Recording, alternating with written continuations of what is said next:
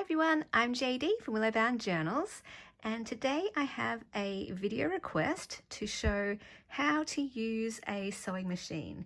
And I've had this request quite a lot through the years, but I just didn't have the filming set up to be able to do it. But now I do have the setup to give this a go. So first of all, giving you a look at the sewing machine that I have. It is a Brother JA1400, and this one is pretty much just the entry-level sewing machine, the most basic one you can get. I believe I got this from Big W and it was about $100.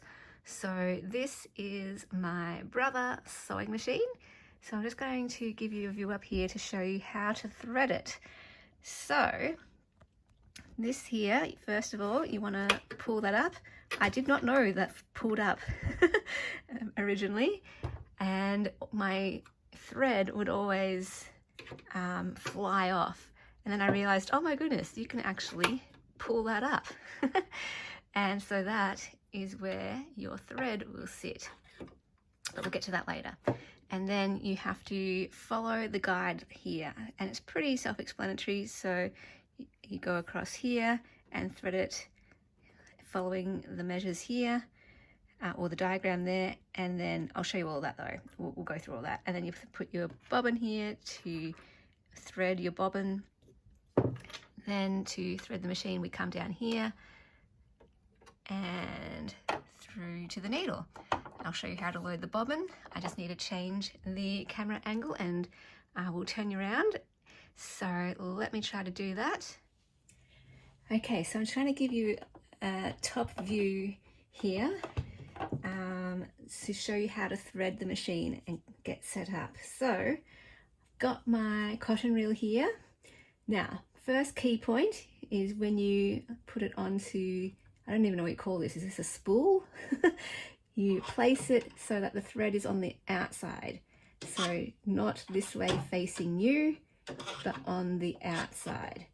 Then we're going to come along here and we're going to go through here, round and back.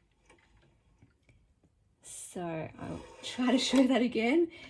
Coming through that slot there. Then we're going to go down, around that wheel and back, so it becomes like a figure 8. Okay, just changing the angle slightly just so I can do this again in case this is a more helpful perspective, and just wanted to repeat this a few times so you can really see what I'm doing and follow along. Come around here and back following this. So it's gone to the closest to you side, the furthest away to you side, coming back. Now this is where you want to thread it into, there's a hole at the top of the bobbin that the machine comes with. So thread it through that hole, pull it through, and then you're going to load it onto this one here. And just push it across and down, and that locks it in place. When you're normally sewing, it will stay over here, but you want to push it across and down to lock it in place, and then just hold that thread a little bit so it doesn't get sucked back there. And then what you're going to do, push the pedal with your foot to get it started. Now, you don't want too long a thread hanging through here. If it's too long, it will start to wrap around and catch in there, and then you kind of get a bit of a knot when you're trying to sew with it. You don't want too short either, because if it pulls through, it won't catch and it will just get sucked back out of the machine and it won't start winding around the bobbin. So just a little bit left. Takes a bit of practice to learn the length, but you just want a little bit sticking out, enough so it catches and will start winding on, but not so long that it will get caught in with the rest of the thread. So once you've got it started and you know it's catching, just go full ball with the pedal and let it fill up. While that is spinning, I just wanted to let you know that I do leave quite a bit of excess at the top and hold onto it with my thumb and finger while I just get it started with the pedal. Then I'll stop it once it's caught and I will cut off the excess so that I don't have to keep holding onto it the whole time that it's spinning. So that's a little tip for you, just so that, yeah, it will stay on there but not get caught up in it.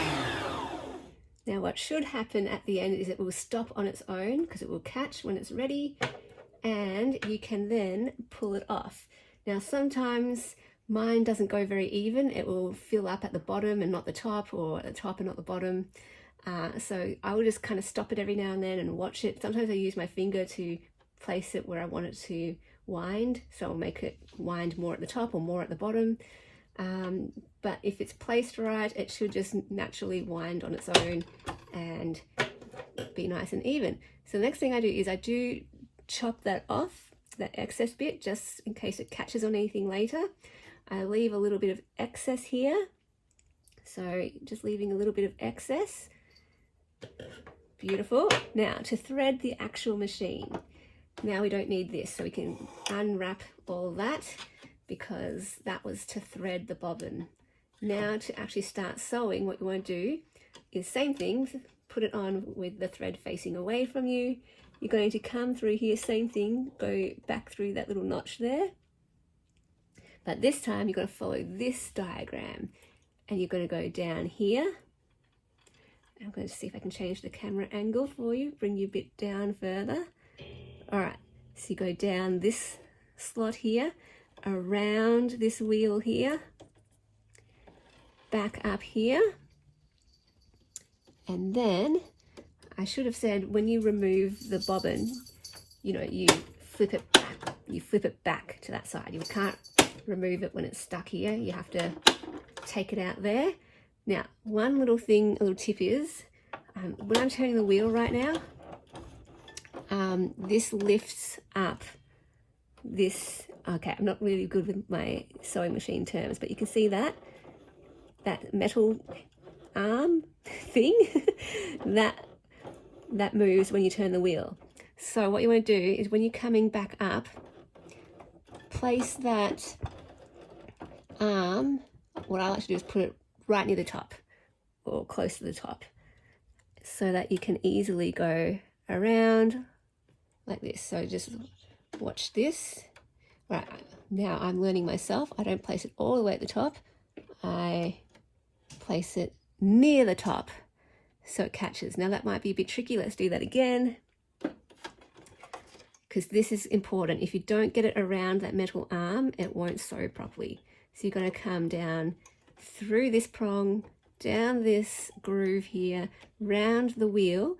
You're going to come up and you're going to try and like pull this thread to the right hand side of that metal arm. Then you're going to catch it. There's a little hook at the back. Try to catch it and then bring it down the left side of the arm. So you're going down, up, down. Let's try that one more time. Once you get the hang of it, it's just habit. You're not really thinking about what you're doing, you just do it. So we're going to go thread down here, round, up, down, up, down. So sometimes I miss it the first time. So try again. One more time. One more time. So let's like wind this up.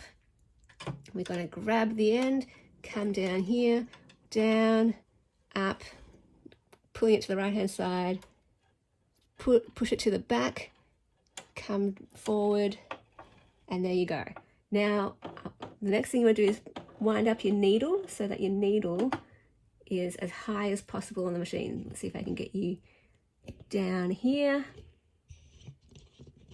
and we'll see if we can get in here. All right, I'm not sure if we're going to get much closer than that, but see the needle is moving up and down, maybe. All right, what you want to do is get it as high as possible, and if you want, lower the foot. So there's a lever here that can lower, this is a foot, that can lower that, just in case you've got trouble squeezing through there to be able to thread the needle. So it's just giving you as much room as possible to thread that needle. Some machines have its own threader, but I just thread it through like that. Now you want to go from the front to the back. So that's the easiest thing to do anyway. Thread it through the front to the back. Then what I do, I kind of put it through that little notch there and then pull it to the side. So I go down there and just catches, otherwise it might pull out. And sometimes when I sew, when I push down the pedal, all of a sudden the thread will shoot back up. It will come out of it will unthread and shoot back up. So sometimes I have to hold this because, I don't know, maybe the thread at the cotton, it catches at the top or something. So sometimes I have to rethread it, and if I don't want to have to rethread it, I'll just hold on to that to make sure it stays here. Maybe that's what that groove is for. I don't know. Anyway, now to load the bobbin, we slide this open, grab our bobbin. Now, same thing. You don't want to load it with the thread facing you. You want to load it with the thread facing the back, same as when we loaded the cotton reel. So that's good. You can just remember that. It's the same direction, facing that side. So then you place it in there, holding on to the end. What you want to do, I'm not sure if you're going to be able to see this. Try and get you right in there. Again, there's instructions that come with the machine, but basically you want to hold onto this, and then there's a little metal bit right there, and you're just going to catch it and pull it over there. So it doesn't work if you just have it open like this. It won't sew. Same thing where you needed to get the metal hook here. You need to catch this metal hook as well. And usually it will just do it naturally. If you go around this way, it will naturally find that. Again, it does become second nature after a while, so I'm just going to cut that excess off. Once you've got it there, leave a little bit of excess, pull it out, and then slide this back on. So I usually, place it there. Okay? So it looks a little bit complicated, but honestly, once you get the hang of it, like anything, becomes second nature. All right, so let's try that one again. All right, I'm trying to get you in a good angle. You've got your thread, your bobbin. You're making sure that the thread is on the outside, and you are, really sorry if this is shaking, putting that in there. I like to go around this way and catch it, but you can definitely go that way and catch it. Catch that little metal hook. Slide that on, and there we go. All right, so let's pull you back, and that's the hardest part. It's just setting it up. Let me grab some paper.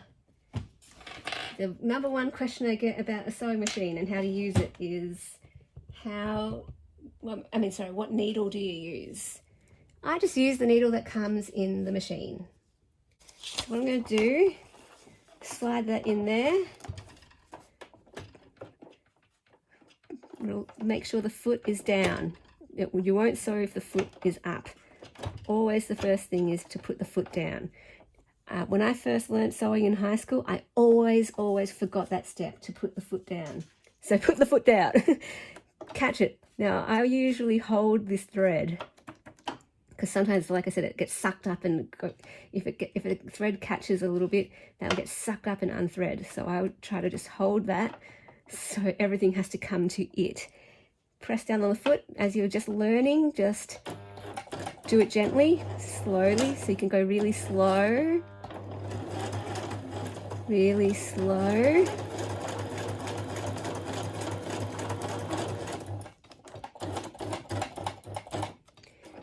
And then when you feel confident, you can work up your speed. So everyone start slow to begin, don't worry.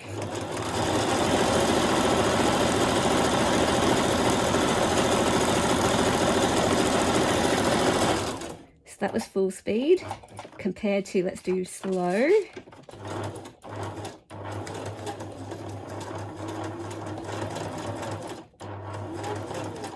And then when you start and end, what I like to do is hold this down and it does a back stitch. So I'll show you that. And I kind of do a couple back stitches and that will stop it from, what's the word?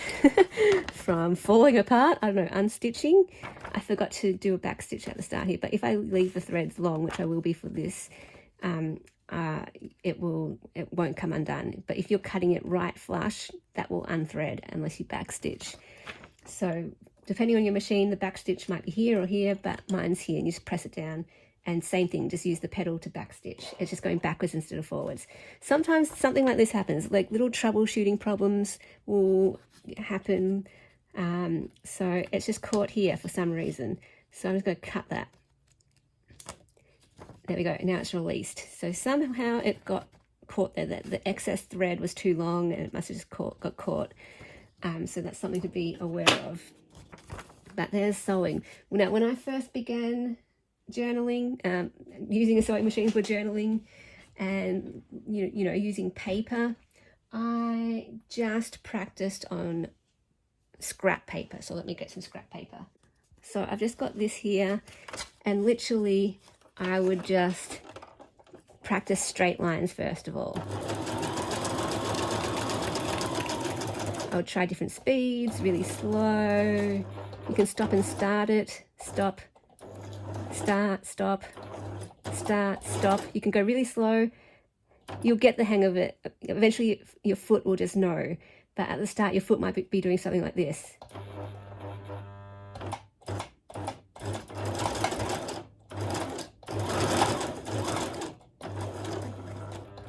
As you just try to work out what on earth you're doing. So I just went really slow, slow, medium, fast, and just give it a go.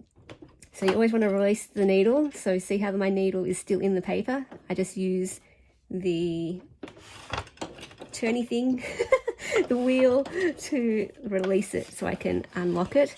And then there is a little hook here that has a bit of a blade that you can catch, and that will cut it for you. But sometimes I just use scissors for that. And then I just kept practicing. So instead of turning the wheel, you can use the pedal to make sure the needle is up, and then you just have to pull. Now sometimes it gets stuck. Sometimes it gets stuck. I don't know if it's because it's an entry-level cheapo sewing machine, but basically it might get stuck every now and then. So let's see. So if I lift it up now, that's stuck. So instead of like forcing the paper, I will use the wheel to unstick it. I'll just use the wheel to release it until it's released. I think what happens is it just needs to get around a loop, the bobbin. If it's like halfway around, it kind of catches.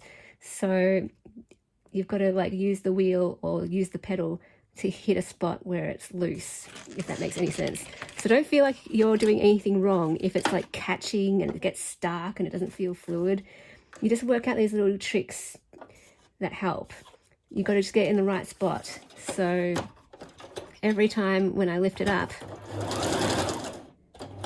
you know, at that time I use the pedal to lift up the needle. Then you lift up the foot, then you just test, can it come out? That time it did. I'll try and get another time when it doesn't. All right. Yeah, see that one's stuck. That's stuck. So if I wiggle, it can come out eventually. But I just like to use the wheel just to loosen it up. It's quicker. All right, so I'm using a zigzag stitch. You can see here the wheel has different stitches depending on your machine. You'll have different stitches. I either use generally a zigzag or a straight stitch. So let's do a straight stitch.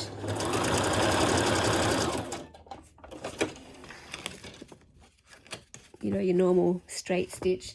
Or I do what I call the heartbeat stitch, because I think that gives a lot of interest. So again, what I usually do, I don't know if this is necessary, but I thread this through that little gap there because I feel like that holds it in place. If I leave it open, I feel like, you see how the foot is clamping that down? If I leave it open, the thread sometimes just shoots right back up and unthreads. But again, notice I held it down with my finger as well to get it started, just so it doesn't shoot back up and unthread. All right, so those are my 3 favorite stitches. I don't really use any other stitch. Zigzag, heartbeat, straight. You can definitely experiment with all the stitches. That's what I did when I first got a sewing machine, just to practice. And then that's kind of fun. Keep that. That's your record of your learning. Keep a bit of that and put that in your junk journal for memory keeping. I kept a little bit of mine to remember my sewing journey. And when I first began, I couldn't straight stitch. I was wonky. Eventually you just learn. Eventually you learn how close to get to the edge, and it's just, you know, you learn the speed, you learn how to get straight stitches, you learn where to position it. But at the beginning, yeah, I was all slow and jerky, and you know, I was too far away from the edge at the beginning, or I was too close, and I was, you know, wavy lines. It took me not very long to get to here, this level, but you just have to push through that awkward phase and keep going, keep trying, keep practicing, and be okay with imperfections. And then eventually you'll work up your speed, you'll work up your positioning, you'll work up your straightness of the lines, and you'll get there. You will get there. So my story was, yeah, I bought a sewing machine exclusively to sew paper for junk journaling. Well, and, you know, fabric on paper, lace and all that kind of thing. But it sat on my desk for months because I was too intimidated to use it. Yes, it came with a DVD, and yes, I could have looked up YouTube, but I was just like, nah, this is too much. So I totally get it if you're the same. If you have a sewing machine, you're just like, nah, it's been sitting there forever. The thing that helped me was I did have a tiny bit of experience sewing in high school when we did a textiles class. I was terrible at it back then. Like I said, I always forgot to put down the foot, and it just never worked for me. So that's probably why I put off sewing, learning how to sew for junk journals, because I remember my bad experience at high school. I was not a good sewer at high school. I didn't understand how it worked, and I didn't do well at all. But what happened was that still gave me a bit of a foundation of, like, I was at least a tiny bit familiar with it, at least a tiny bit. Then I had a friend who did sew, and she came over one day and she showed me how to thread it, and I literally just watched her do it. And then I watched her sew, and then I started sewing, and I thought it would take me ages to learn how to thread. I thought I'd forget how to thread it. I thought it would take me a long time. But literally just having her show me, she might have repeated it maybe 3 or 4 times, but in that one session of her showing me how to thread it, I never forgot. So that's why I hope filming this video and you being able to see it done multiple times, and you can obviously rewind and all that kind of thing, you can see how it's done. And once you learn how to thread, I think that was the hardest part. And then honestly, I was so worried that I'd forget the foot, but something in my brain just clicked, and I remembered every single time to release the foot. Place that foot down. I don't know, I was just so worried because I had those nightmares from high school where I never remembered to put the foot down. So maybe it just got ingrained in me. I was like, put the foot down, put the foot down. Make sure you put the foot down. And then again, like I said, you just learn little tips and tricks to help out. So for example, threading it through there and holding it with my finger loosely. Like, you're not holding it down, clamping it down. You're just lightly holding it down. That's a little trick I learned to stop it from unthreading. If for whatever reason you have like loose stitches, it might be a tension. So this is the tension. I have mine on 5, which is just like the middle tension. I think if it's at 9, it's really loose. At 1, it's really tight. So play around with that, but I think I just put it on 5, and that seems to be good tension. If it's like really messy at the back, that's probably a sign that this part hasn't been threaded correctly. So often you think you've got it around that metal hook, and only to realize you haven't actually threaded it around. You've just done that. You've gone up and down, but it hasn't caught, and so then you thread it through here, and that really messes up your stitches. So what you do is just unthread it, come back up, catch that hook, make sure that hook is catched. Or it might be this one. It might be that you haven't threaded it around that metal bit there. So just check everything. If you're like, why are my stitches not working? Check this, check your tension.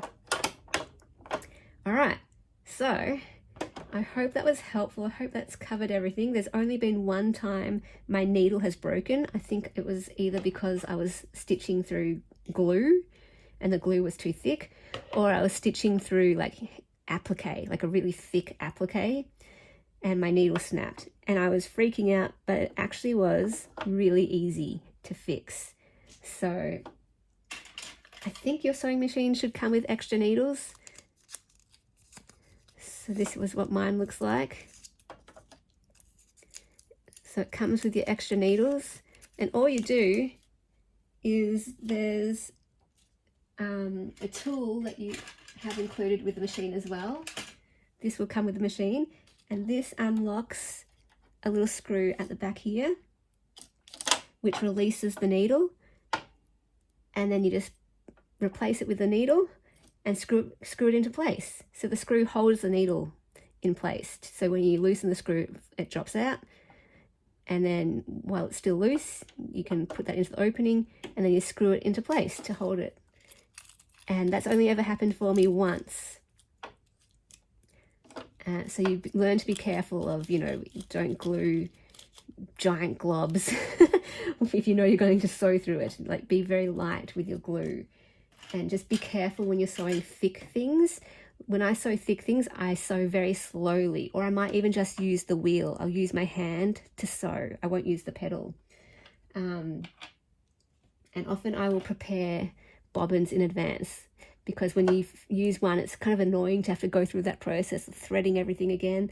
So instead of having to thread that again, all I need to do is take one out and replace it with another, and then off I go sewing again. So I've got these ready to go. So I think that covers everything, the most asked questions that I get.